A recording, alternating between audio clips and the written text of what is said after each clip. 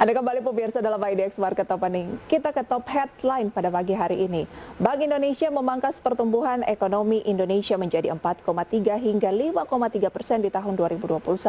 Angka ini lebih rendah dari perkiraan sebelumnya yang dipatok 4,8 hingga 5,8%. Bank Indonesia bersikap realistis dalam menyikapi dinamika pertumbuhan ekonomi global dan Indonesia, khususnya di tahun 2021. Hal terlihat dari perkiraan pertumbuhan ekonomi Indonesia di sepanjang tahun 2021 yang direvisi menjadi kisaran 4,3 hingga 5,3% dari perkiraan sebelumnya 4,8 hingga 5,8%. Bank Indonesia juga memutuskan untuk kembali menurunkan suku bunga acuan 7 Days Reverse Repo Rate sebesar 25 basis poin dari sebelumnya 3,75% menjadi 3,5%. Adapun revisi perkiraan pertumbuhan ekonomi Indonesia di kisaran 4,3 hingga 5,3% tersebut sejalan dengan realisasi pertumbuhan ekonomi pada triwulan 4 tahun 2020. Keseluruhan tahun 2021, Bank Indonesia memperkirakan pertumbuhan ekonomi Indonesia pada kisaran 4,3% sampai dengan 5,3%. Lebih rendah dari perkiraan sebelumnya pada kisaran 4,8% sampai 5,8%, sejalan dengan lebih rendahnya realisasi pertumbuhan ekonomi pada triwulan 4 2020. Peri menambahkan, Bank Indonesia akan terus mengarahkan seluruh instrumen kebijakan untuk mendukung pemulihan ekonomi nasional. Di sisi lain, pemulihan perekonomian global diperkirakan semakin membaik yang dipicu implementasi vaksinasi COVID-19 di banyak negara untuk membangun herd immunity dan mendorong mobilitas serta berlanjutnya stimulus kebijakan fiskal dan moneter. Dengan perkembangan tersebut, pertumbuhan ekonomi global pada 2021 diperkirakan mencapai 5,1%, lebih tinggi dari perkiraan sebelumnya 5,0%. Berbagai sumber IDX Channel.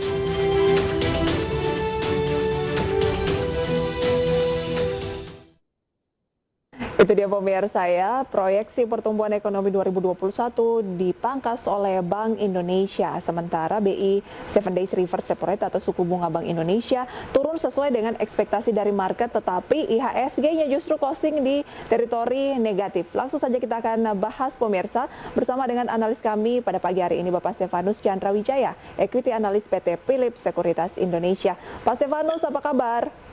Ya, selamat pagi Mbak Prisa, kabar baik.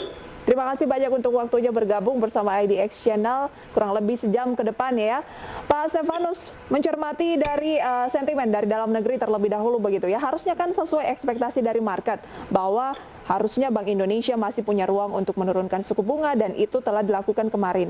Namun memang di lain sisi, proyeksi pertumbuhan ekonomi di tahun 2021 ini dipangkas oleh Bank Indonesia. Apakah investor kemudian di awal-awal pembukaan kemarin menguat, kemudian ditutup melemah karena lebih mencermati ke pertumbuhan ekonomi ternyata tidak seperti yang diharapkan sebelumnya begitu? Baik. Ya, kalau kita lihat memang IHSG sempat naik di sesi 1, lalu di sesi 2 tepatnya jam 2 siang itu dia agak drop ya. Betul. Terlebih setelah pada saat Gubernur Peri itu menyampaikan dia memangkas GDP Indonesia tahun 2021. Kenapa? Karena kita lihat di kuartal 4 dan kuartal 1 masih ada kemungkinan pelemahan penyaluran kredit dan juga inflasi juga masih cenderung lebih rendah.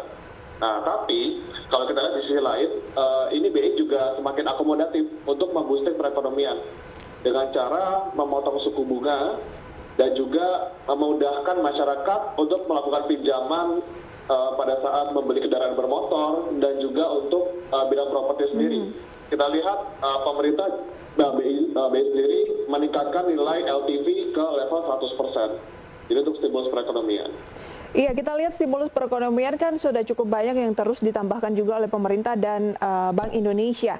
Kemudian dengan penurunan suku bunga ini kembali tentunya membuka peluang untuk penyaluran kredit begitu ya. Dan Anda katakan tadi inflasi yang masih cukup rendah, tetapi sebenarnya apa yang membuat Bank Indonesia melihat bahwa indikator-indikator ini tampaknya belum cukup untuk membooster target awal 4,8 sampai 5,8, akhirnya diturunkanlah target untuk pertumbuhan ekonomi di tahun ini justru hanya 4,3 sampai 5,3. Indikator-indikator apa yang tampaknya Bank Indonesia lihat dan menilai oke, sebaiknya proyeksinya kita turunkan?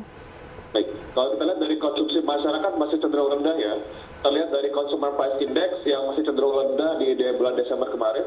Lalu di retail sales juga masih cenderung turun. Nah, kita lihat penjualan otomotif juga masih meskipun naik secara bulanan, cuman dia tidak begitu besar. Jadi saya rasa penurunan konsumsi masyarakat menyebabkan hal tersebut sih. Oh, karena melihat konsumsi masyarakat yang tampaknya belum sesuai dengan ekspektasi begitu ya? Betul sekali. Oke, jadi tren dari suku bunga ke depan masih akan terus turun dong. Bagaimana untuk mendorong konsumsi masyarakat juga? Atau Anda melihatnya seperti apa? Nah, kalau buat ke depan, ini kita masih mix ya, karena memperhitungkan dari sisi suku bunga dari Amerika Serikat juga, dan juga kita dari neraca pembayaran kita juga. Tapi untuk ruang pemotongan suku bunga itu masih terbuka lebar. Masih terbuka lebar ya? Di sisi lain, BI juga dapat mengakomodasi kebijakan lain selain memotong suku bunga. Seperti? Seperti misalnya ada lagi pelonggaran pemilikan kendaraan bermotor, atau dia membeli surat berharga negara lagi, atau melonggarkan GWM lagi gitu. Oke, untuk membooster konsumsi dari masyarakat begitu ya? Betul. Baik. Jika demikian, bagaimana proyeksi pembukaan perdagangan pada pagi hari ini melihat dari Amerika yang juga melemah, kemudian Eropa juga melemah, Asia juga kemarin penutupannya melemah. Indikasi untuk indeks harga saham gabungan pada pagi hari ini akankah justru beranomali mengalami penguatan karena kemarin sentimen soal pemangkasan suku bunga sudah di price in, atau justru masih akan berlanjut mengingat ini hari Jumat? Oke, jadi saya lihat memang hari ini IHSG masih akan cenderung melemah. Kita lihat memang level 6.300 itu agak sulit buat tertembus. Secara teknikal mungkin dia masih akan berada di range harga 6140 sampai 6.300. 6140 ya? Sampai 6.300. Kalau dari data global, kita lihat data mingguan jumlah klaim di AS itu secara mengejutkan sangat di bawah ekspektasi pasar. Jadi kita lihat ada kerampuhan pertumbuhan ekonomi dari Amerika Serikat. Di sisi lain, kalau kita lihat dari pasar komoditas pun terlihat banyak yang melemah ya, dari CPO, oil, dan juga batu bara. Itu juga memberikan sentimen negatif juga ke pasar komoditas kita. Artinya sentimen juga mendorong ya, sentimen dari global juga mendorong indeks harga saham gabungan harusnya kembali bergerak di teritori negatif atau dilanda aksi profit taking sampai dengan perdagangan jelang akhir pekan ini, Pak Stefanus. Baik, lantas jika range indeks harga saham gabungan dari 6.140 sampai ke 6.300, peluangnya seperti apa untuk hari ini? Baik, masih akan cenderung melemah. Dia mencoba untuk ngetes di MA20 di kisaran 6.140 tadi. 6.140 ya? Ya. Baik, ternyata pemulihan ekonomi di Amerika Serikat yang terus diperhatikan juga oleh bursa di Indonesia, kemudian juga di sejumlah kawasan tidak seperti yang ataupun tidak sebaik yang diperkirakan, karena dari data pengangguran ini yang kembali mengalami peningkatan khususnya untuk data pengangguran mingguan dan terus akan dicermati. Jadi peluangnya pemirsa indeks harga saham gabungan didukung dari sentimen domestik dan juga eksternal harusnya bergerak di teritori negatif. Dengan proyeksi penguatan dari indeks harga saham gabungan yang justru akan tertahan, Pak Stefanus, rekomendasi untuk hari ini lebih baik kita bersih-bersih dulu atau justru ini peluang untuk kembali melakukan pembelian jangka pendek? Oke, kita bisa main di dua tipe ya.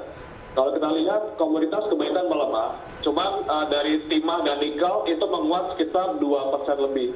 Jadi kalau untuk yang trading boleh coba memperhatikan komoditas timah dan juga nikel seperti tins dan juga tins, antam dan juga inco untuk trading. Oke. TIN, Santam, dan Inco untuk trading. Baik, semenarik apa emiten-emiten TINS, kemudian Antam dan juga Inco ini melihatkan karena ada informasi terbaru rencana dari Tesla yang justru membuka pabrik kendaraan di India. Nah, katanya apa kabar dengan rencana di Indonesia? Apakah batal gitu? Harusnya kan emiten-emiten yang sensitif terkait dengan mobil listrik ini dihindari dulu. Tapi menurut Pak Stefanus justru sebaiknya ditradingkan. Nanti akan kita bahas lebih jauh di segmen selanjutnya pemirsa, tapi usai jeda pariwara berikut ini.